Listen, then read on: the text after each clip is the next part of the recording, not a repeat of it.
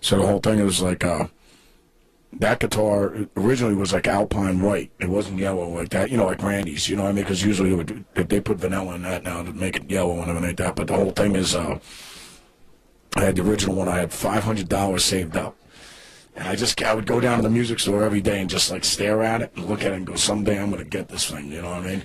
And it was just like, and it was just waiting for me because you had to, back then you couldn't put it on, you couldn't buy it and then make payments on it. You had to buy it flat out. You know what I mean? And it was like, that guitar was, and my first Les Paul was $800. It was brand new and all 9 yards. And my parents, when I came home when I graduated high school, just because I graduated, they spent the other $300 on the guitar. They go, hey, idiot, there's something waiting for you on the kitchen table. And I just walked in there and I was like, so psyched when I opened them up. It was cool. So you were a student. How was your life, your student life when you were a kid? When I was in school? It wasn't good, let's put it that way. Yeah, but I would go to school every day and it's like, you know, I'd get like C grades or B. If I ever got an A, that would be, but no, because I was always being in the practice, and I'd go to school and I put all the guitar magazines with Randy Rhoads in it and Eddie Van Halen and Jimi Hendrix and all the guys and you know, Robin Trout, Frank Marino, and just read and just that's how I got my education. So you know what I mean? It's just like I'd be sitting there and like the teachers would be talking in science class or math or whatever. You know, the way I looked at it, I go, I can add, I can subtract, and I can read. I got all the bases covered.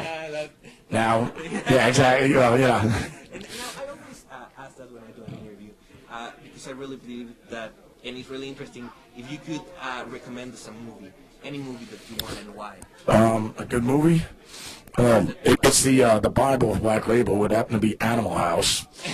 Yeah, because that is, everyone in Black Label is Animal House. We are Delta. All right? So we're the idiots. But we're good guys. All right? I know. So there you go. And now, I'm seeing you have a little curious. Oh, yeah. Well, the wife, you know, got into an argument with the wife the other night, and then, you know, just bashed my hand through a wall. Kids, I don't recommend that if you're going to be playing guitar. Just let your Uncle Zach deal with that, okay? So, yeah, I got 2 broken knuckles right now, but I'll be fine. Don't worry about it. And we're going to kick ass at the show tomorrow night. Pure Black Label fashion. STMF. Strength, determination, merciless forever. That's it. All right? Oh, yeah. And now, talking about, again, about music, what do you think? I mean, music always change, and rock always change. What do you think that is the future, talking about sound of rock? With rock music, I mean, there's still great bands. I mean, you know, you always have cool bands coming out, like I was saying. And it's just like, I mean, do you think it's going to be like during the 90s, like something that really broke up with a lot of things? Do you think that it's going to be soon? Well, yeah, but look at how, like, the 60s, you know, you look at the 50s, starting with Elvis. Yeah, if we can go, we'll start over there. You got Elvis, then all of a sudden, then the Beatles come in, then all of a sudden, next thing you know, the Stones are around, Janis, and all of a sudden the 60s start coming around. Then you got Hendrix, Joplin, you know, the whole hippie thing and all that stuff's going down. And then all the psychedelic stuff, and then all of a sudden, then Sabbath comes in, then Zeppelin comes in, then right after, you know, they rule the 70s, and then next thing you know, Van Halen comes in, and next thing you know, it's just like Ozzy's doing the stuff with Randy, and that's the 80s, and then you got, you know, then you had all the hair metal bands, you know what I mean? You know, then you have Rat, and you got Motley, and then just comes in and just changes everything again, and it's just like, and they're ruling the world, and then all of a sudden, you know, then the whole grunge thing comes in. You got Chris Cornell, and you got Soundgarden, and then Alice, then you got Nirvana, and, you know, you got all these amazing artists, you know, and then it just like, and it just keeps going, man. You know, it keeps changing and changing and changing, but it's all killer stuff. Thank you, my brother. By the way, that was Father Marty coming in on a sneak attack. As you can see, he's a Navy SEAL, by the way. I'm just letting you know. Double secret covert. Don't you think that right now it's harder that the new generation become... No, because I think... No, it is harder for the kids nowadays because of the downloading and everything like that. So when we were kids. No, you had to buy the record. You had to buy the record.